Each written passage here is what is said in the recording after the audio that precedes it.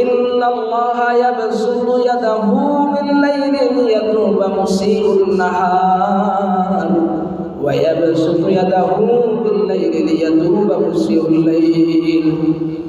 হযরত আবু মুসা আশআরী রাদিয়াল্লাহু তাআলা আনহু থেকে বর্ণিত পয়গম্বর আরবি বিশ্বনবী মুহাম্মদুর রাসূলুল্লাহ সাল্লাল্লাহু আলাইহি ওয়াসাল্লাম বললেন, আল্লাহ রাব্বুল আলামিন রাতের বেলা তার ক্ষমার হাতকে প্রসারিত করে দেয় কাদের জন্য? লিয়াতুবা মুসিউন নাহার, যারা দিনের বেলায় গুনাহ করেছে রাতের বেলায় আমার আল্লাহ ক্ষমার হাত বাড়ায় দেয়। কেন? দিনের বেলায় আমার যে সকল বান্দারা, যে সকল বান্দিরা অন্যায় করেছে, অপরাধ করেছে, জুলুম করেছে, যারা গুনাহ করেছে, আমি আল্লাহ তাদেরকে রাতের বেলায় ক্ষমা করে দিব।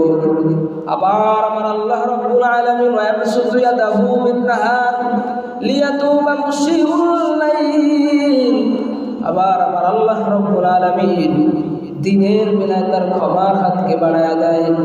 কেন? জানতে করে রাতের বেলায় তার যে সকল বান্দারা, যে সকল বান্দিরা অন্যায় করেছে, অপরাধ করেছে, গুনাহ করেছে, জিনা করেছে, ব্যভিচার করেছে, মদ খেয়েছে, মানুষকে কষ্ট দিয়েছে, গান বাদ্যর মধ্যে লিপ্ত ছিল, আল্লাহ রাব্বুল আলামিন ওই সকল বান্দা এবং বান্দীদের ক্ষমা করার জন্য দিনের বেলায় তার ক্ষমার হাত বাড়ায় দেয়, যাতে করে রাতের অপরাধীরা আল্লাহর কাছে ক্ষমা চাইতে পারে আর আমার আল্লাহ রাব্বুল আলামিন তাদেরকে ক্ষমা করতে পারে। আমার আল্লাহর নবী বলেন, যারা এভাবে গুনাহ করার পরে আল্লাহর কাছে হাত তুলে ক্ষমা চায়, আমার আল্লাহ রাব্বুল আলামিন তাদেরকে ক্ষমা করে দেয়।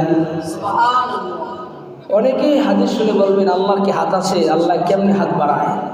আল্লাহ পাকের হাত আছে, কি আছে? সেটার নাম হচ্ছে কুদরতি হাত। আবার প্রশ্ন, তাহলে আল্লাহর হাত কেমন? আপনি আমি জান্নাতে যাওয়ার পরে আমার আল্লাহর হাত যেমন দেখবো তেমনই আমার আল্লাহর হাত। বলেন না সুবহানাল্লাহ।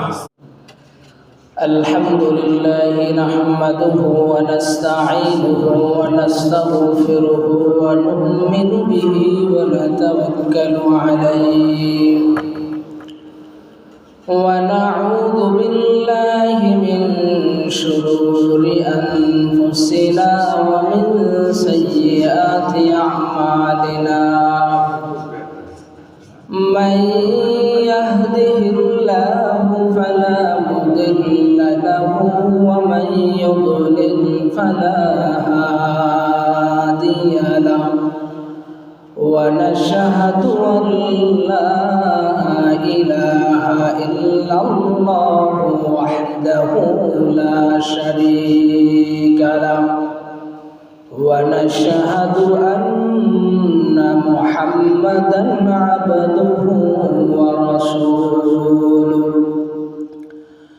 الذي أرسله بالحق بشيرا ونذيرا وداعيا إلى الله بإذنه وسراجا وقمرا منيرا.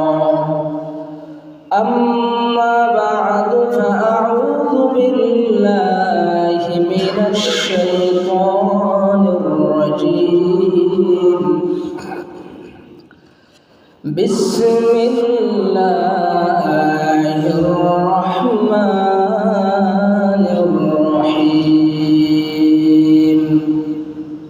قل يا عبادي الذين أسرفوا على أنفسهم لا تقنطوا من رحمة الله إن الله يغفر الذنوب جميعا إنه هو الغفور الرحيم. وعن أبي موسى الأشعري رضي الله تعالى عنه قال قال رسول الله صلى الله عليه وسلم إن الله يبسط يده بالليل ليتوب مسيء النهار ويبسط يده بالنهار ليتوب مسيء الليل. وقال تعالى في شان حبيبه إن الله وملائكته يصلون على النبي يا أيها الذين آمنوا صلوا عليه وسلموا تسليما. درود إبراهيم بطري اللهم صل على محمد وعلى آل محمد كما صليت على إبراهيم وعلى آل إبراهيم إنك حميد مجيد. اللهم بارك على محمد وعلى آل محمد كما باركت على إبراهيم وعلى آل إبراهيم إنك حميد مجيد. صدق الله العلي العظيم وصدق رسوله النبي الكريم ونحن على ذلك من الشاهدين والشاكرين والحمد لله رب العالمين. আলহামদুলিল্লাহ, আল্লাহ রব্বুল আলামিনের দরবারে পাকে অসংখ্য অগণিত শুকরিয়া জ্ঞাপন করছি যে মহান রব্বুল আলামিন আমাদেরকে সপ্তাহের শ্রেষ্ঠতম দিন জুমার দিন সালাতুল জুমা আদায় করার জন্য মসজিদে নিয়ে এসেছেন। এজন্য সকলে বলি আলহামদুলিল্লাহ। দুরুদ সালাম পেশ করছি আকা ইনামদার তাজদারি মদিনা মুহাম্মদুর রাসূলুল্লাহ সাল্লাল্লাহু আলাইহি ওয়াসাল্লামের শানে। সম্মানিত মুসল্লি ভাইরা, আমি আপনাদের সম্মুখে সূরা জুমারের ৩৫ নম্বর আয়াত তেলাওয়াত করেছি। এই আয়াতে কারিমার মধ্যে আল্লাহ রাব্বুল আলামিন বলেন, قل يا عبادي الذين أسرفوا على أنفسهم। আল্লাহ রাব্বুল আলামিন বলেন মুহাম্মদ সাল্লাল্লাহু আলাইহি ওয়াসাল্লামকে, হে নবী, আপনি আমার ওই সকল বান্দা এবং বান্দীদেরকে বলে দেন যারা নিজেদের উপরে জুলুম করেছে, নিজেদের উপরে অন্যায় করেছে, অর্থাৎ যারা গুনাহ করেছে, অপরাধ করেছে, অন্যায় করেছে, ওই সকল বান্দা এবং বান্দীদেরকে আপনি বলে দেন লা তাকুনাতু মির রাহমাতিল্লাহ, তারা যেন আমি আল্লাহ রাব্বুল আলামিনের রহমত থেকে নৈরাশ না হয়ে যায়। তারা অন্যায় করেছে, অপরাধ করেছে, গুনাহ করেছে, আপনি তাদের বলে দেন, তাদেরকে জানিয়ে দেন তারা যেন আমি আল্লাহ রাব্বুল আলামিনের রহমত থেকে নৈরাশ না হয়ে যায়। কেন? ইন্নাল্লাহা ইয়াগফিরুয যুনুবা জামিআ। আল্লাহ বললেন আমি আল্লাহ হলাম এমন এক আল্লাহ, এমন এক রব, আমি রব্বুল আলামিন তোমাদের সকল গুনাহ খাতা ক্ষমা করে দিব। এরপর আল্লাহ বললেন ইন্নাহু হুয়াল গফুরুর রহিম। আল্লাহ বললেন আমি হলাম অধিক ক্ষমাশীল এবং অধিক দয়ালু। নবীকে বললেন নবী, আপনি উম্মতদেরকে জানায়া দেন তারা যে অন্যায় করেছে, অপরাধ করেছে, গুনাহ করেছে, তারা যেন আমি আল্লাহর রহমত থেকে নৈরাশ না হয়ে যায়, বরং তারা যেন আমি আল্লাহর কাছে ক্ষমার আশা রাখে। আল্লাহ রাব্বুল আলামিন আমাদেরকে গুনাহ থেকে বেঁচে গুনাহমুক্ত জীবন নিয়ে যেন আল্লাহ আমাদেরকে কবরের পথে নিয়ে যান। সকলে বলেন আমিন। গুনাহ মাপের অনেকগুলো উপায় রয়েছে, পদ্ধতি রয়েছে। আজকে আমরা গুনাহ মাপের নির্বাচিত 10টা উপায় নিয়ে আলোচনা করব ইনশাআল্লাহ। গুনাহ মাপের 1 নম্বর উপায় হচ্ছে আত-তাওবাতু ইনদাল্লাহ, আল্লাহর কাছে তওবা করা। আল্লাহ রাব্বুল আলামিন সূরা তাহরিমের 8 নম্বর আয়াতের মধ্যে জানায় দিলেন, ইয়া আইয়ুহাল্লাযীনা আমানু তুবু ইলাল্লাহি তাওবাতান নাসুহা। আল্লাহ রাব্বুল আলামিন বিশ্বাসীদেরকে ডেকে বললেন, ও আমার বিশ্বাসী বান্দা এবং বান্দীরা, তোমরা আমি আল্লাহ রাব্বুল আলামিনের নিকটে, তোমরা আমি আল্লাহ রাব্বুল আলামিনের কাছে বিশুদ্ধ দিলে, খালেস দিলে আমি আল্লাহ রাব্বুল আলামিনের কাছে তোমরা তওবা করো। সাথে সাথে তোমরা এই আশা রাখো, আসা রাব্বুকুম আন ইউকাফিরা আনকুম সাইয়্যাতিকুম, এবং তোমরা আশা রাখো আমি আল্লাহ রাব্বুল আলামিন তোমাদের গুনাহ খাতা মাফ করে দেব।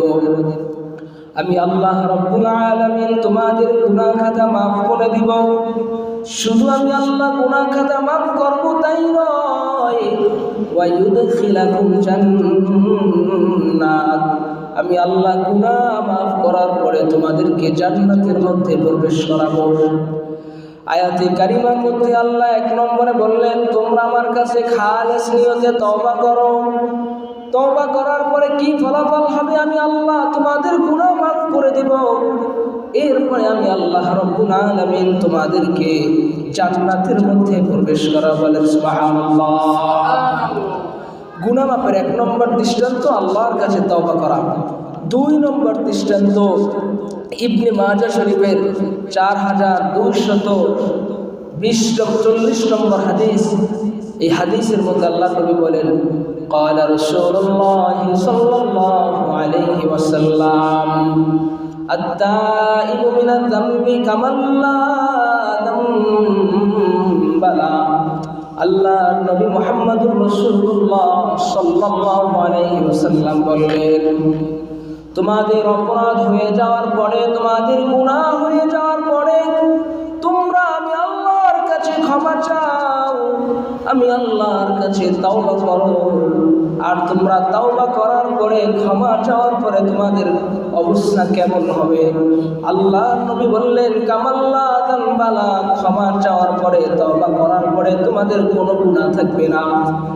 নবীজি উদাহরণ দিয়ে বুঝাইলেন, একজন ছোট্ট শিশু, নাবালক শিশু, নবজাতক যখন মায়ের গর্ভ থেকে দুনিয়ার মধ্যে ভূমিষ্ঠ হয়, ওই নবজাতক, ওই বাচ্চার, ওই শিশু যেমন কোনো গুনাহ থাকে না, ওই শিশু যেমন নিষ্পাপ হয়ে যায়, ওই শিশু যেমন নিষ্পাপ হয়ে দুনিয়ার মধ্যে আগমন করে, আল্লাহ নবী বললেন, তোমরা যদি তাওবা করো, তাওবা করার পরে তোমরা তেমন নিষ্পাপ হয়ে যাবে। বলেন সুবহানাল্লাহ।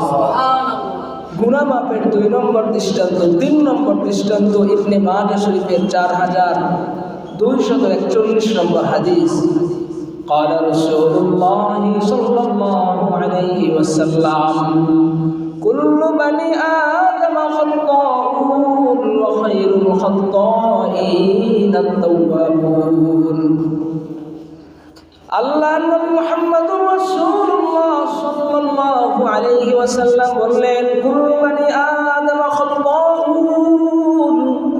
নবীজি বললেন, বনি আদম সন্তানেরা সকলেই গুনাহগার, আমার উম্মতেরা সকলেই গুনাহগার। আমার উম্মতের দ্বারা গুনাহ হয়ে যায়, অন্যায় হয়ে যায়, অপরাধ হয়ে যায়, কিন্তু আমার এই উম্মতের মধ্যে, গুনাহগার উম্মতের মধ্যে তারাই হচ্ছে উত্তম। খায়রুল খাত্তাইন আত-তাওয়াবুন। যে সকল উম্মতেরা, যে সকল বান্দা এবং বান্দীরা গুনাহ হয়ে যাওয়ার পরে ক্ষমা চায় আমি আল্লাহর কাছে, আল্লাহ নবী বললেন, ওই সকল গুনাহগার বান্দা এবং বান্দীরা, ওই সকল আবার উম্মতেরা হচ্ছে শ্রেষ্ঠ। গুনাহ হওয়ার পরে আমরা যদি আল্লাহর কাছে ক্ষমা চাই, তাহলে নবী বললেন, এরাই হচ্ছে শ্রেষ্ঠ উম্মত। গুনাহ মাফের 4 নম্বর দৃষ্টান্ত ইবনে মাজাহ শরীফের 4243 নম্বর হাদিস। قال رسول الله صلى الله عليه وسلم ইন্নাল্লাহা ইয়াকবালু তাওবাতাল আবদি মা লাম ইউগাররিব। পয়গম্বর বললেন, তোমাদের গুনাহ মাফের জন্য একটা নির্দিষ্ট সময় রয়েছে, সেই সময়টা হচ্ছে মৃত্যু আসার আগ পর্যন্ত। অর্থাৎ মৃত্যু আসার আগ পর্যন্ত তোমাদের গুনাহ মাফ হওয়ার একটা সুযোগ রয়েছে, তাওবা করার একটা সুযোগ রয়েছে। তোমরা যদি মৃত্যু আসার আগ পর্যন্ত বাদাম করগরানি অর্থাৎ আমাদের আত্মা গলা পর্যন্ত আসা, কণ্ঠনালী পর্যন্ত আসার আগ পর্যন্ত যদি আমরা তাওবা করি, আল্লাহ নবী বললেন আল্লাহ রাব্বুল আলামিন তোমাদের তাওবা কবুল করে নেবেন। কিন্তু আমরা তো জানি না আমাদের মৃত্যু কখন হবে। এই যে কথা বলতেছি, এরপরে আমাদের মৃত্যু হয়ে যেতে পারে, এর কোনো নিশ্চিত গ্যারান্টি নেই। এক সেকেন্ড সময়ের গ্যারান্টি নাই কখন আপনার আমার মৃত্যু হবে। নবী বললেন তোমাদের মৃত্যুর জন্য তো সুনির্দিষ্ট কোনো তারিখ, সুনির্দিষ্ট কোনো সময় নাই। সুতরাং তোমরা সদা সর্বদা গুনাহ হয়ে যাওয়ার পরে তওবা করো, কারণ তোমরা যদি তওবা করো তোমাদের গুনাহ মাফ করে দেবেন একজন, তিনি কে? আল্লাহ। গুনাহ মাফের 5 নম্বর দৃষ্টান্ত বুখারী শরীফের 6309 নম্বর হাদিস। قال رسول الله صلى الله عليه وسلم। আমি যতবার ক্বালা রাসূলুল্লাহ বলবো আপনারা বলবেন কি সাল্লাল্লাহু আলাইহি ওয়াসাল্লাম। আল্লাহ নবী বলেন আল্লাহু আফরাহু বিতাওবাতি আবদিহি মিন আহাদিকুম সাকাতা আলা বাঈরিহি ওয়া ক্বাদ আদাল্লাহু ফি আরদিন ফালাতিন। বিশ্বনবী মুহাম্মদুর রাসূলুল্লাহ সাল্লাল্লাহু আলাইহি ওয়াসাল্লাম বললেন, কোন গুনাহগার ব্যক্তি যদি আল্লাহর কাছে তওবা করে, আল্লাহ রাব্বুল আলামিন অত্যন্ত খুশি হয়ে যায়। কেমন খুশি হয়ে যায় নবী উদাহরণ দিয়ে বুঝাইলেন। একজন ব্যক্তি মরুভূমির মধ্য দিয়ে একটা বাহন নিয়ে রওনা হয়েছে, অথবা একটা সাওয়ারির উপরে সে রওনা হয়েছে।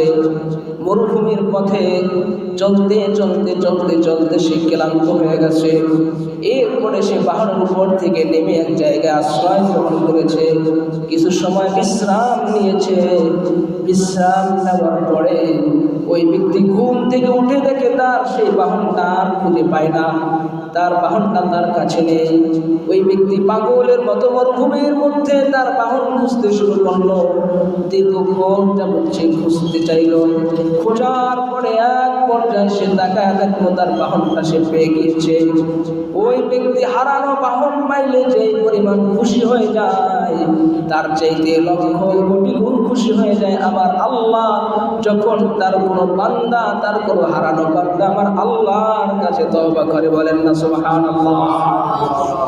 গুনাহ মাফের 6 নম্বর দৃষ্টান্ত মুসলিম শরীফের হাদিস 2759 নম্বর হাদিস। এই হাদিসের মধ্যে আল্লাহর নবী বলেন, আন আবি মুসা আশ-শারি রাদিয়াল্লাহু তাআলা আনহু قال قال رسول الله صلى الله عليه وسلم إن الله يبسط يده بالليل ليتوب مسيء النهار ويبسط يده بالليل ليتوب مسيء الليل।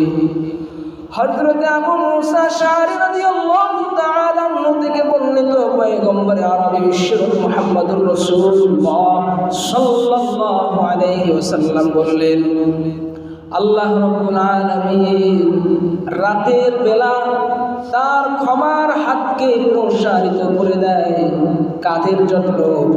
লিয়াতুবা মুসিউন নাহার, যারা দিনের বেলায় গুনাহ করেছে রাতের বেলায় আমার আল্লাহ ক্ষমার হাত বাড়ায় দেয়। কেন? দিনের বেলায় আমার যে সকল বান্দারা, যে সকল বান্দিরা অন্যায় করেছে, অপরাধ করেছে, জুলুম করেছে, যারা গুনাহ করেছে, আমি আল্লাহ তাদেরকে রাতের বেলায় ক্ষমা করে দিব। আবার আমার আল্লাহ রাব্বুল আলামিন ওয়ায়াবসুতু ইয়াদাহু বিন-নাহার লিয়াতুবা মুসিউল লাইল, আবার আমার আল্লাহ রাব্বুল আলামিন দিনের বেলায় তার ক্ষমার হাতকে বাড়ায় দেয়। কেন? জানতে পারি রাতের বেলায় তার যে সকল বান্দারা, যে সকল বান্দিরা অন্যায় করেছে, অপরাধ করেছে, গুনাহ করেছে, জিনা করেছে, ব্যভিচার করেছে, মদ খেয়েছে, মানুষকে কষ্ট দিয়েছে, গান বাদ্যর মধ্যে লিপ্ত ছিল, আল্লাহ রাব্বুল আলামিন ওই সকল বান্দা এবং বান্দীদের ক্ষমা করার জন্য দিনের বেলায় তার ক্ষমার হাত বাড়ায় দেয়, যাতে করে রাতের অপরাধীরা আল্লাহর কাছে ক্ষমা চাইতে পারে আর আমার আল্লাহ রাব্বুল আলামিন তাদেরকে ক্ষমা করতে পারে। আমার আল্লাহর নবী বলেন, যারা এভাবে গুনাহ করার পরে আল্লাহর কাছে হাত তুলে ক্ষমা চায়, আমার আল্লাহ রাব্বুল আলামিন তাদেরকে ক্ষমা করে দেয়। সুবহানাল্লাহ। অনেকেই হাদিস শুনে বলবেন, আল্লাহর কি হাত আছে? আল্লাহ কেমনে হাত বাড়ায়? আল্লাহ পাকের হাত আছে, কি আছে? সেটার নাম হচ্ছে কুদরতি হাত। আবার প্রশ্ন, তাহলে আল্লাহর হাত কেমন? আপনি আমি জান্নাতে যাওয়ার পরে আমার আল্লাহর হাত যেমন দেখবো তেমনই আমার আল্লাহর হাত। বলেন না সুবহানাল্লাহ। তাহলে গুনাহ মাপের 1 নম্বর উপায় হচ্ছে তওবা করা। গুনাহ মাপের 2 নম্বর উপায় হচ্ছে কিরাতুল ইস্তিগফার, আল্লাহর কাছে বেশি বেশি ইস্তিগফার পাঠ করা। ইস্তিগফার পাঠ করলে আল্লাহ রাব্বুল আলামিন গুনাহ মাফ করে দেয়। আল্লাহ নবী বলেন, আল্লাহি ইন্নী লা আস্তাগফিরুল্লাহ ফিল ইয়াউমি আকসার মিন 70 মাররা। আল্লাহ নবী মুহাম্মদ সাল্লাল্লাহু আলাইহি ওয়াসাল্লাম কসম খেয়ে বললেন, আল্লাহি, আল্লাহর শপথ, আল্লাহর কসম, যে সত্তার হাতে আমি মুহাম্মদ সাল্লাল্লাহু আলাইহি ওয়াসাল্লামের প্রাণ, ওই সত্তার নামে কসম খেয়ে আমি বলি, ওই সত্তার উপরে কসম খেয়ে আমি বলি, আল্লাহি, আল্লাহর কসম, ইন্নী লা আস্তাগফিরুল্লাহ ফিল ইয়াউমি আকসার মিন 70 মাররা।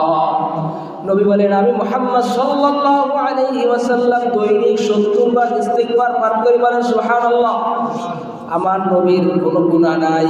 আমার নবীর আল্লাহ সৃষ্টি না করলেন, কোন কায়নাত, আসমান, জমিন, পাহাড়, পর্বত, লৌহ মাহফুজ আল্লাহ রাব্বুল আলামিন কোনো কিছু সৃষ্টি করত না। ওই নবী দৈনিক ইস্তিগফার পাঠ করে 70 বার। অপর বর্ণনায় এসেছে আল্লাহর নবী দৈনিক 100 বার ইস্তিগফার পাঠ করে।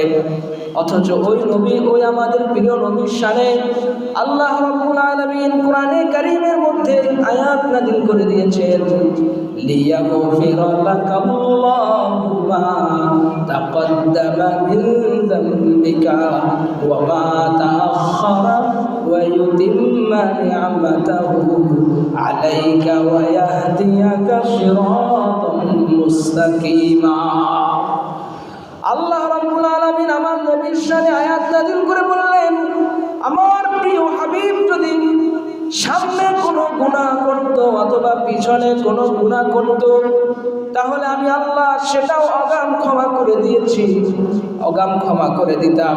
সুতরাং আমার নবীর সামনেও কোনো গুনাহ নাই, আমার নবীর পিছনেও কোনো গুনাহ নাই। এরপরও আল্লাহর নবী দৈনিক 70 বার ইস্তিগফার পাঠ করতেন। একটু চিন্তা করার বিষয়, আপনি আমি আমার নবীর উম্মত হইয়া, গুনাহগার উম্মত হইয়া আমরা কত গুনাহ করি। আল্লাহর কাছে আমাদের কত বেশি ইস্তিগফার পাঠ করা দরকার। এই জন্য গুনাহ থেকে মাফ পাওয়ার 2 নম্বর উপায় হচ্ছে ইস্তিগফার পাঠ করা। 1 নম্বর বললাম তওবা করা। দুইটা একসাথে সহজে আপনি বলবেন, আস্তাগফিরুল্লাহ ওয়া আতুবু ইলাইহি। কি বলবেন? আস্তাগফিরুল্লাহ ওয়া আতুবু ইলাইহি। ইস্তিগফার হয়ে যাবে, তওবা হয়ে যাবে। অথবা যদি আপনি বেশি পারেন তাহলে ভাই করবেন, আস্তাগফিরুল্লাহাল্লাযী লা ইলাহা ইল্লা হুয়াল হাইয়ুল কাইয়্যুম ওয়া আতুবু ইলাইহি। যদি বেশি পারেন তাহলে ভাবে পড়বেন। সূরা আল ইমরানের 135 নম্বর আয়াতে আল্লাহ বলেন, ওয়াল্লাযীনা ইযা ফাআলু ফাহিশাতান আও যালামু আনফুসাহুম যাকারুল্লাহ। আল্লাহ রাব্বুল আলামিন বলেন, ওয়াল্লাযীনা ইযা ফাআলু ফাহিশাতান আও যালামু আনফুসাহুম। আমার যে সকল বান্দা এবং বান্দীরা, আমার যে সকল বান্দা এবং বান্দীরা গুনাহ করেছে, অন্যায় করেছে, অপরাধ করেছে, গুনাহ হয়ে যাওয়ার পরে যাকারুল্লাহ, আমি আল্লাহকে স্মরণ করেছে, এরপরে ফাস্তাগফারু লিযুনুবিহিম, তারা নিজেদের গুনাহের উপর অনুতপ্ত হয়ে আমি আল্লাহর কাছে ক্ষমা চেয়েছে, আমি আল্লাহ রাব্বুল আলামিন আমার বান্দা এবং বান্দীদের ক্ষমা করে দেই। বলেন সুবহানাল্লাহ। এরপরে আল্লাহ বলেন, ওয়া মাইয়াগফিরুয যুনুবা ইল্লাল্লাহ। আমি আল্লাহ যদি আমার বান্দা এবং বান্দীদের ক্ষমা না করে দেই, তাহলে কে আছে আমার বান্দা বান্দীদের ক্ষমা করবে? আমি আল্লাহই হলাম আমার বান্দা এবং বান্দীদের ক্ষমাকারী। আল্লাহ বললেন ওয়ালাম ইউসিররু আলা মা ফাআলু ওয়া হুম ইয়ালামুন, আমি আল্লাহ তো তোমাদের ক্ষমা করে দিব, কিন্তু তোমরা আবার প্রকাশ্যে কিংবা গোপনে গুনাহ করো না। তোমরা যদি গুনাহ হয়ে যাওয়ার পরে আমার কাছে ক্ষমা চাও, আমি আল্লাহ তোমাদের ক্ষমা করে দেব, তোমাদের জন্য আবার পুরস্কার রয়েছে। আল্লাহ বললেন উলাইকা জাযাউহুম মাগফিরাতুম মির রাব্বিহিম, তোমাদের জন্য পুরস্কার হচ্ছে আমি আল্লাহর কাছে তোমাদের জন্য ক্ষমা। গুনাহ হওয়ার পর আমার কাছে তওবা করলে আমি আল্লাহ তোমাদের ক্ষমা করে দিব, এটা আমার পক্ষ থেকে তোমাদের জন্য কি প্রতিশ্রুতি। তাহলে গুনাহ মাপের 2 নম্বর এবং 1 নম্বর উপায় তাওবা করা, ইস্তিগফার পাঠ করা। দুইটা একসাথে পড়বো, আস্তাগফিরুল্লাহ ওয়া আতুবু ইলাইহি, অথবা লম্বা করে পড়বো আস্তাগফিরুল্লাহাল্লাযী লা ইলাহা ইল্লা হুয়াল হাইয়ুল কাইয়্যুম ওয়া আতুবু ইলাইহি। তাছাড়া যদি আমরা সাইয়্যিদুল ইস্তিগফার, ইস্তিগফারের সর্দার, যদি এটা পারি আমরা এটাও পড়বো, মুখস্থ করার চেষ্টা করবো। সাইয়্যিদুল ইস্তিগফার সম্পর্কে বুখারীর বর্ণনা এসেছে, যে ব্যক্তি সাইয়্যিদুল ইস্তিগফার সকালবেলা পাঠ করবে, ওই ব্যক্তি যদি সন্ধ্যার আগে মৃত্যুবরণ করে ওয়াজাবাত লাহু জান্নাত, তার জন্য জান্নাত ওয়াজিব হয়ে যায়। বলে সুবহানাল্লাহ। মাগরিবের পরে পাঠ করলে ফজরের আগে যদি ওই ব্যক্তি মারা যায়, ওই ব্যক্তির জন্য ওয়াজাবাত লাহু জান্নাত, জান্নাত ওয়াজিব হয়ে যায়। এত দামি একটা ইস্তিগফার আমরা সবাই শিখবো ইনশাআল্লাহ। সাইয়্যিদুল ইস্তিগফারটা ছোটি বইয়ের মধ্যে পাওয়া যায়, বিভিন্ন জায়গায় পাওয়া যায়। সেই ইস্তিগফারটা আমরা কি শিখে মুখস্থ করব ইনশাআল্লাহ। তাহলে 1 নম্বর গেল তাওবা করা, 2 নম্বর গেল কি ইস্তিগফার পাঠ করা, 3 নম্বর আদ-দুআ রাজাল মাগফিরাহ। আল্লাহর কাছে যখন ক্ষমা চাই, হাত তুলি, তখন এই আশা রাখা যে আবার আল্লাহ আমাকে ক্ষমা করে দিবেন। অনেকে আমরা হাত তুলি আলহামদুলিল্লাহি রাব্বিল আলামিন বিরহমাতিকা আরহামার রাহিমিন, কি বললাম দোয়ার মধ্যে একটু চিন্তাও করি না। অথচ নবী বলেন যে না, আল্লাহর কাছে যখন তোমরা হাত তুলবা তখন পাক্কা নিয়ত রাখবা, ইয়াকিন রাখবা যে আমার আল্লাহ আমার দোয়া অবশ্যই অবশ্যই কবুল করেন। আল্লাহর নবী হাদিসের মধ্যে বলেন ক্বালা রাসূলুল্লাহ সাল্লাল্লাহু আলাইহি ওয়াসাল্লাম ইয়া ইবনা আদম, এই হাদিসটা হচ্ছে হাদিসে কুরসি। হাদিসে কুরসি বলা হয় আল্লাহ পাকের কথাই আল্লাহ পাক নবীজির জবান দিয়া বের করেন। কথাটা কার? আল্লাহ বের করেন কার জবান দিয়া? নবীর জবান দিয়ে। এজন্য হাদিসগুলোকে বলা হয় হাদিসে কুরসি। قال الله تبارك وتعالى, আল্লাহ রাব্বুল আলামিন বলেন ইন্নাকা মা দাউতানি ওয়া রাজাতানি গফারতু লাকা আলা মা কানা মিনকা ওয়া লা উবালি। আল্লাহ নবী মুহাম্মদ সাল্লাল্লাহু আলাইহি ওয়াসাল্লাম আল্লাহ পাকের কথাই বলেন। আল্লাহ রাব্বুল আলামিন বলেন, হে আদম সন্তান, হে আমার বান্দা এবং বান্দিরা, আল্লাহি আমি আল্লাহ রাব্বুল আলামিনের কাছে তোমরা যখন গুনাহের জন্য, অপরাধের জন্য ক্ষমা চাও, তখন আমি আল্লাহ রাব্বুল আলামিন তোমাদের গুনাহগুলো ক্ষমা করে দেই, তোমাদের অপরাধগুলো ক্ষমা করে দেই। ওয়ালা উবালি, ক্ষমা করার ক্ষেত্রে আমি আল্লাহ কারো পরোয়া করি না। পরোয়া শব্দের অর্থ বুঝেননি? ধরেন আমি আপনার 100 টাকা দিব, আমি বললাম যে আমি আপনার 100 টাকা দেব, কার কি? আমি দিলে কার কি আসে যায়? আমি দিব। আল্লাহ বলে আমার বান্দা বান্দীদের আমি ক্ষমা করবো, কার কি? আল্লাহ পাক বললেন তোমরা যদি আমার কাছে ক্ষমা চাও, আমি আল্লাহ রাব্বুল আলামিন তোমাদের ক্ষমা করে দিব। ওয়ালা উবালি, আর এই ক্ষমা করার ক্ষেত্রে আমি আল্লাহ কারো পরোয়া করি না। এরপর আল্লাহ রাব্বুল আলামিন বললেন ইয়া ইবনা আদম লাউ বালাগাত যুনুবুকা আনানাস সামাই থুম্মা আস্তাগফারতানি গফারতু লাক। আল্লাহ বললেন তোমাদের গুনাহ যদি আসমান পরিমাণ হয়, তোমাদের গুনাহর পরিমাণ যদি আরশে আজিম পর্যন্ত পৌঁছায়, আসমানের চূড়ায় গিয়েও যদি তোমাদের গুনাহ পৌঁছায়, আর যদি আস্তাগফিরুল্লাহ এই তাওবা করো, ইস্তিগফার পাঠ করো, আমি আল্লাহ রাব্বুল আলামিন তোমাদের গুনাহ ক্ষমা করে দেব। ওয়ালা উবালি, আর এই ক্ষমা করার ক্ষেত্রে আমি কারো পরোয়া করি না। এরপরে আল্লাহ বললেন ইন্নাকা লাউ আতাইতানি বিকুরাবিল আরদি খাতায়া।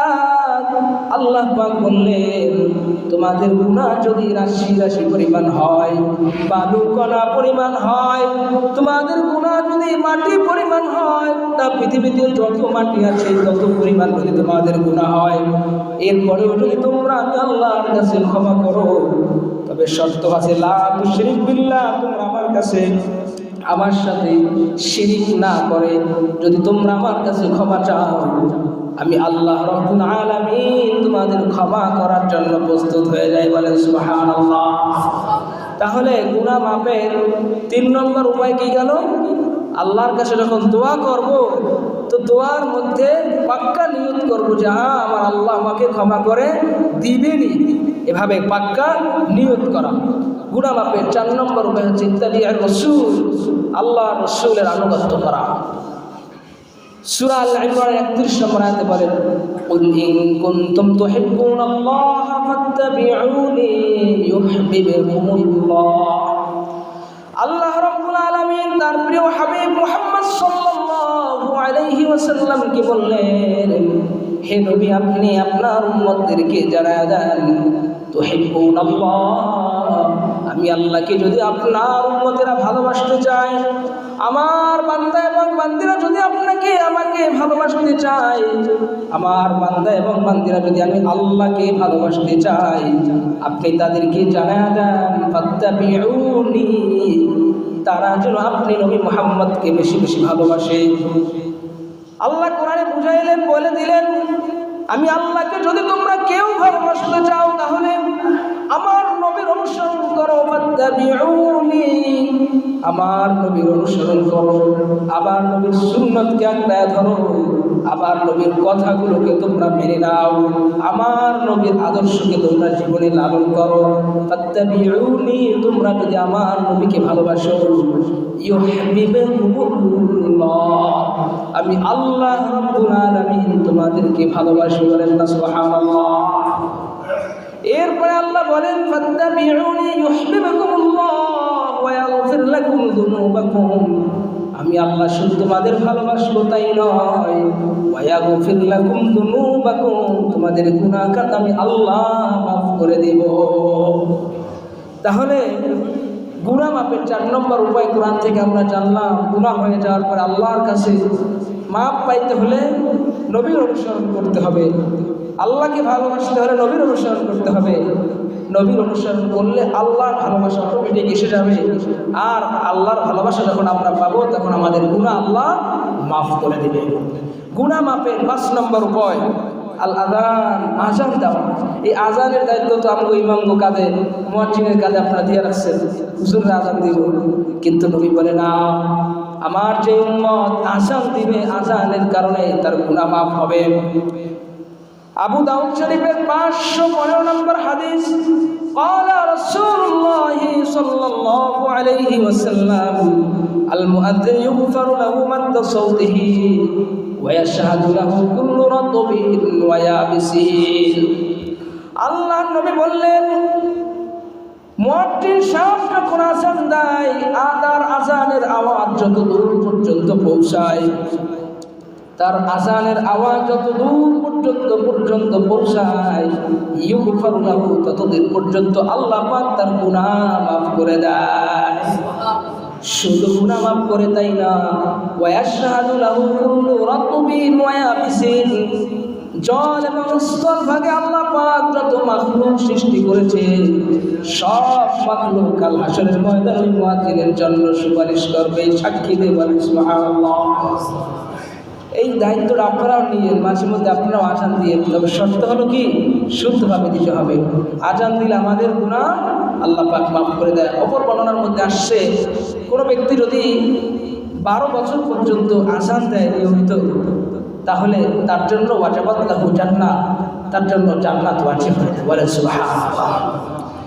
গুনাহ মাপের 6 নম্বর উপায় হচ্ছে সালাতুল রাকাতাইন, 2 রাকাত নামাজ আদায় করা। আপনার দ্বারা গুনাহ হয়ে গেছে, আমার দ্বারা গুনাহ হয়ে গেছে, গুনাহ হওয়ার পরে সঙ্গে সঙ্গে 2 রাকাত সালাত তাওবার নামাজ পড়া, তাওবার জন্য নামাজ পড়া, অর্থাৎ নিয়ত করা, আল্লাহ আমি গুনাহ করে ফেলেছি, আপনার কাছে আমি 2 রাকাত নামাজ পড়তেছি, আপনি আমার গুনাহ মাফ করে দেন। দেখেন আল্লাহ রাসূল কি বলে? আবু দাউদ শরীফের 1521 নম্বর হাদিস। قال رسول الله صلى الله عليه وسلم ما من عبد يذنب ذنبا فيحسن الطهور।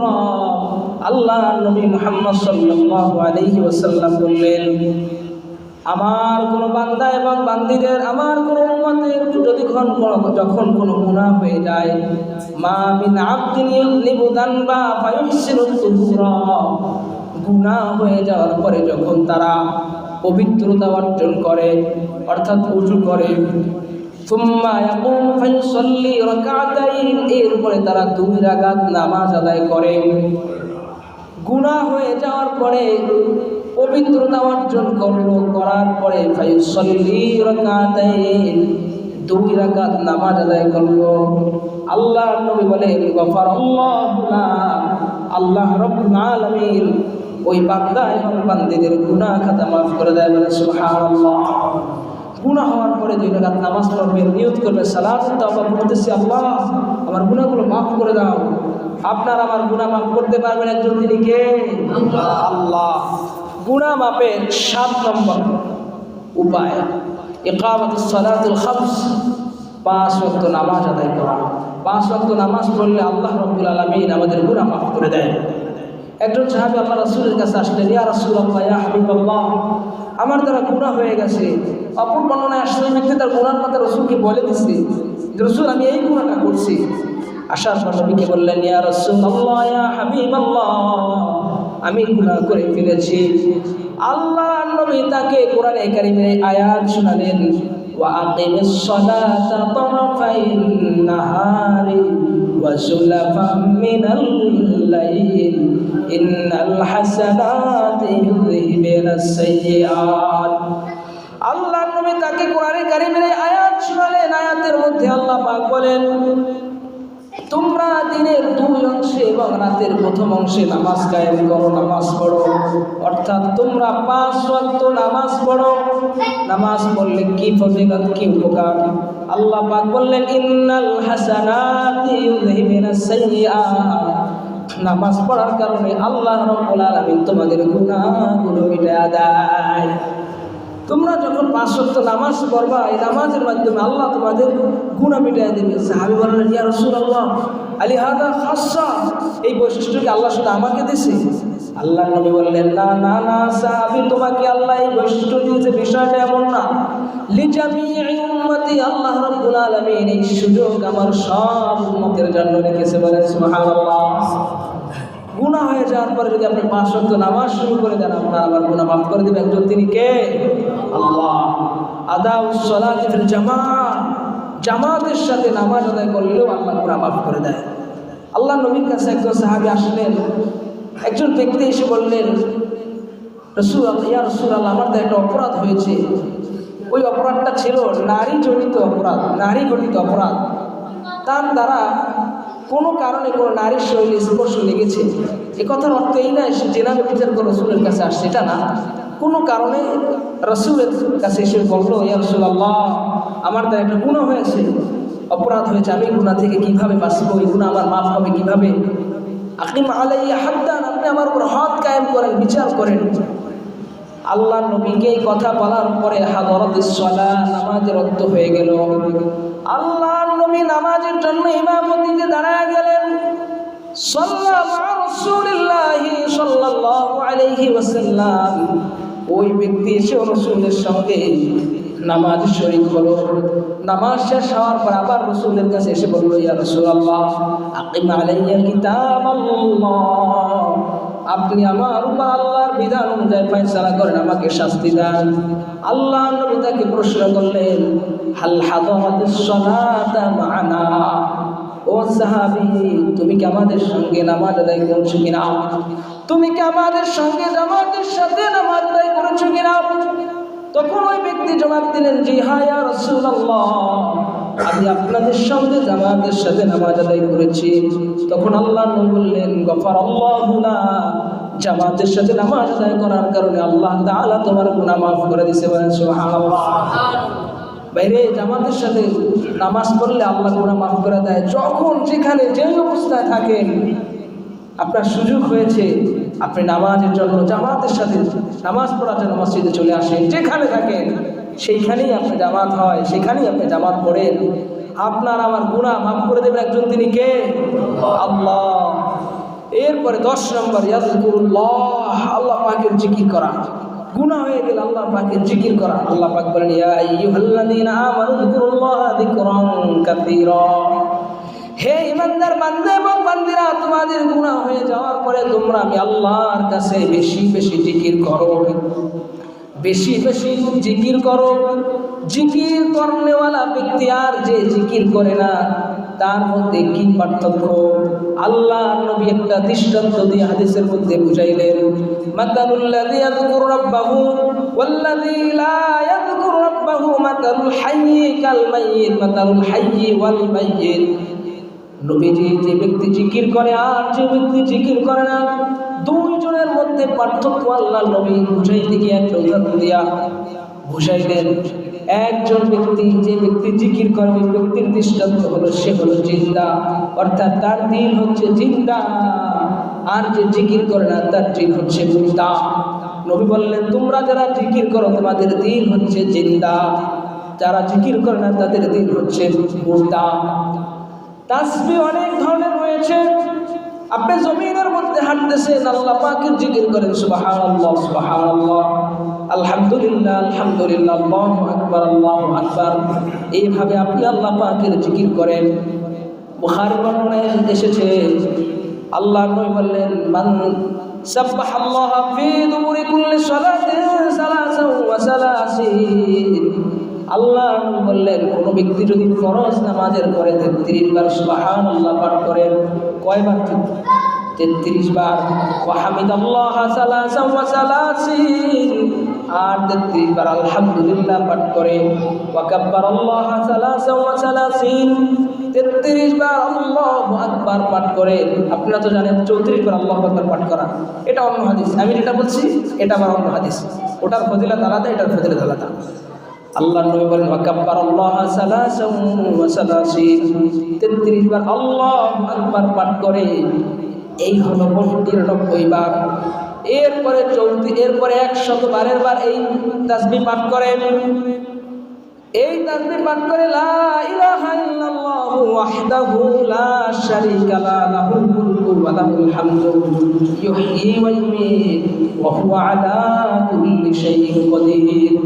আল্লাহ নবী বললেন, আমার কোন উম্মত যদি ফরজ নামাজের পরে 33 বার সুবহানাল্লাহ, 33 বার আলহামদুলিল্লাহ, 33 বার আল্লাহু আকবার, এই হলো 93 বার, 100 বারের বার পাঠ করে, লা ইলাহা ইল্লাল্লাহু ওয়াহদাহু লা শারীকা লাহুল মুলকু ওয়া লাহুল হামদু ইউহয়ী ওয়া ইউমীতু ওয়া হুয়া আলা কুল্লি শাইইন কাদির। এই তাসবিহ যদি কেউ পাঠ করে, গুফিরাত লাহু খাতায়াহু ওয়ালাউ কানা মিথলা যাবালিল বাহর। আল্লাহ রাব্বুল আলামিন ওই বান্দির গুনাহ খাতা আল্লাহ মাফ করে দেয়। ওয়ালাউ কানা মিথলা যাবালিল বাহর, তার গুনার পরিমাণ যদি সমুদ্রের ফেনা পরিমাণ হয়ে যায়, তবু আমার আল্লাহ রাব্বুল আলামিন এই তাসবিহ পাঠ করার কারণে আমাদের গুনাহ মাফ করে দেয়। বলেন সুবহানাল্লাহ। বাইরে গুনাহ মাফের 10টা উপায় বললাম, প্রত্যেকটাই আমাদের জন্য জরুরি, কারণ আমরা সবাই গুনাহগার, আমাদের সবার গুনাহ আছে। আল্লাহ এই 10টা উপায় অবলম্বন করে গুনাহমুক্ত জীবন যাপন করে দুনিয়া থেকে বিদায় নেওয়ার তৌফিক দান করেন, বলা আমিন। আজকে ডিসেম্বর মাসের কয় তারিখ? 26 তারিখ। এরপর আর 5 দিন পরে 31 ডিসেম্বর, যেটা আমরা যুব সমাজ, আমরা তরুণরা, আমরা সেই রাতটাকে আমরা কি বলি? 31st নাইট, অর্থাৎ 31 ডিসেম্বর। এই রাতে ভাইরা আমরা অনেক গুনাহ করি। আমরা এই রাতে মদ খাই, জুয়া খাই, নেশা করি। এই রাতের মধ্যে আমরা জেনা বিচার করি, গানবদ্ধ ভাষায়, এরপরে মানুষকে কষ্ট দিয়ে থাকি। অথচ এই যে রাতটা আমরা উদযাপন করি, এটা কোরআন সুন্নাহর মধ্যে প্রমাণিত না। এটা হচ্ছে পশ্চিমা সংস্কৃতি, ইউরোপ আমেরিকার সংস্কৃতি। আমি মুসলমান হয়ে একটু চিন্তা করেন, আপনার আমার তো একটা পরিচয় আছে, আইডেন্টিফাই আছে। আমার পরিচয় মুসলমান, আমার বাবা মুসলমান, আমার দাদা মুসলমান, আমার পূর্বপুরুষ মুসলমান। অথচ আমি মুসলমান হইয়া আমি অনুসরণ করি পশ্চিমা সংস্কৃতি। এটা কোনোদিন আপনার আমার সামনে যায় না। আপনার আমার সত্যিতে আরও একটা বড় পরিচয়, আপনার মুসলমান, আপনার বিশ্ব উম্মত। যেই নবী আল্লাহ দুনিয়ায় না পাঠাইলে পৃথিবীর কিছু সৃষ্টি করতো না, ওই নবী দ্বীনের জন্য, ইসলামের জন্য কত কষ্ট করলো। ওই নবী 13 দিন পর্যন্ত পেটের মধ্যে পাথর বেঁধেছিল। ওই নবী ক্ষুধার যন্ত্রণায় আম্মাজানরা বলে, উম্মাহাতুল মুমিনিনরা বলে, নবীর ঘরের মধ্যে 3 মাস পর্যন্ত চুলা জ্বলে নাই। আল্লাহ নবী দ্বীনের জন্য কত কষ্ট করছে। ইতিহাস ঘাটলে দেখা যায়, হাদিসগুলো পড়লে জানা যায়, আল্লাহ নবী সিজদার জন্য মাকাম ইব্রাহিমের মধ্যে লুটে পড়েছে। কাফের মুশরিকরা আইসা আমার নবীর মাথার উপর দিয়া উটের পচা নারী ভুড়ি চাপ দিয়া রাখছে। একটা বার চিন্তা করেন, আমি ওই নবীর উম্মত, আমরা সিজদায় যাওয়ার পর যদি গরুর একটা পেটা, একটা খারাপ জিনিস যদি মাথার মধ্যে চাপ দিয়ে ধরে, দেখেন না কেমন লাগে। আমার নবীর কিভাবে কষ্ট দিয়েছে। আমার নবী কষ্টগুলো সহ্য করেছে একমাত্র দিন চিন্তা করার জন্য। উহুদের ময়দানে আমার নবীর দান মুবারক শহীদ করেছে। এরপরে নবী যখন তার কষ্ট সহ্য করতে না পারলো, সে দিনের দাওয়াত নিয়ে তায়েফের দিকে রওনা হলো। সেই তায়েফবাসী আমার নবীরে কেমন কষ্ট দিয়েছে। মানুষগুলো বলছে মুহাম্মদ হচ্ছে পাগল। এরপরে শিশুদের লেলিয়ে দিয়েছে, তারা গিয়ে আমার নবীকে রক্তাক্ত করেছে, পাথর মেরেছে, এভাবে আমার নবীর শরীরে কষ্ট দিয়েছে। এত কিছুর পরও আমার নবী দ্বীনকে প্রচারের জন্য সারা জীবন বিলিয়ে দিয়েছে। আপনার আমার জন্য জীবন বিলিয়ে দিয়েছে। আপনি আমি যেন দ্বীনের উপর চলতে পারি এজন্য জীবন বিলিয়ে দিয়েছে। ওই নবী মৃত্যুর সময় যখন আজরাইল আলাইহিস সালাম আসলেন, ওই নবীকে যখন জান কবজ করার সময় হলো, তখনও ওই নবী তাকে জিজ্ঞেস করলেন, আমাকে দুনিয়া থেকে নিয়ে যাওয়া উম্মতের কি হবে? আল্লাহ পাক আরশ থেকে, আসমান থেকে বললেন, আপনার উম্মতের জন্য আমি আল্লাহ জিম্মাদারি নিয়েছি। ওই নবী হাসরের ময়দানে আপনার আমার সুপারিশের জন্য আল্লাহকে সিজদায় ঝুঁকে পড়বে। সব নবী বলবে, নাফসি নাফসি, আমি নিজেই পেরেশান, অন্য কারো কাছে যাও। ইশফা লানা, আপনার আমার নবী মুহাম্মদ সাল্লাল্লাহু আলাইহি ওয়াসাল্লাম আপনার আমার জন্য সুপারিশ করবে। ভাই, এই দরদি নবী এত কষ্ট করে আপনার আমার কাছে দ্বীন পৌঁছেছে, ইসলাম পৌঁছেছে। এর বদৌলতে আপনার মুসলমান হয়েছি, মুসলমানের ঘরে জন্মগ্রহণ করেছি। এরপরে তো আপনি আমি কোনো দিন ইহুদি খ্রিস্টান নাসারাদের কালচার অবলম্বন করতে পারি না। আমাদের তো একটা পরিচয় আছে, আমরা তো রাসূলুল্লাহর আদর্শ অনুসরণ করবো। ভাই রে, রাতের বেলায় গুনাহ করেন না, আপনি গান বাজায়েন না। আপনি গান যে বাজাইলেন, এলাকায় কত মানুষ, অসুস্থ মানুষ আছে না, ওরা কষ্ট পায় রে। ওরা আপনার কিছু বলতে পারে না, কিন্তু আল্লাহর কাছে বলে, আল্লাহ এই মানুষটা আমার কষ্ট দিয়েছে, আপনি বদদোয়া করে আপনার জন্য। ছোট্ট ছোট্ট নাবালক শিশুরা, ওরা গানের শব্দে, আতশবাজির শব্দে, বোমার শব্দে, ছোট্ট শিশু মায়ের কোন অবস্থায় লাফ দিয়ে উঠে, ওই মা তখন কলেজে ফেটে যায়, আহা আমার সন্তান কষ্ট পাইল। ভাই, আপনি এমন জীবন কেন করবেন যার কারণে মানুষ আপনার জন্য বদদোয়া করবে? এই জীবন আমরা কেউ চাই না। আমরা এই 31 নাইট, ইসলাম এটার কোনো ভিত্তি নেই, এটা হচ্ছে পশ্চিমা সংস্কৃতি। এটা আমরা নিজেরাও করবো না, অন্যদেরকেও করার সুযোগ দিব না। আল্লাহ পাক আমাদের সকলকে তৌফিক দান করবেন, আমিন। ওয়া আখির দাওয়ানা আলহামদুলিল্লাহি রাব্বিল আলামিন। আসসালামু আলাইকুম।